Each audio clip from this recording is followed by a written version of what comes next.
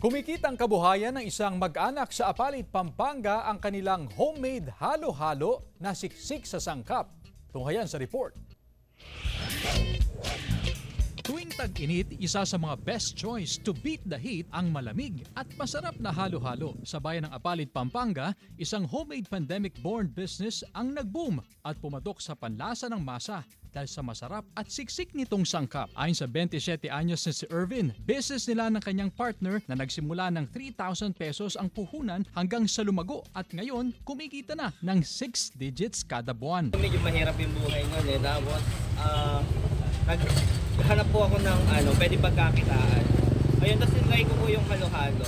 Tapos nag-boom naman po. Kaya tinuloy-tuloy ko na.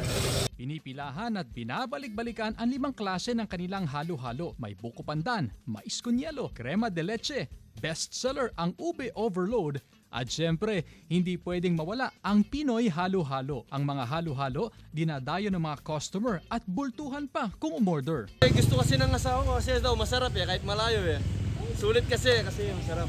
Ngayong tag-init, umaabot daw sa 300 hanggang 450 cups ng halo-halo ang naibebenta nila kada araw. Kung alam niyo naman po masarap yung product, kung alam naman po quality naman po yung binibenta, huwag po kayong matakot kasi tatangkilikin naman po kayo ng mga tao, lalo na po kung masarap yung binibenta po.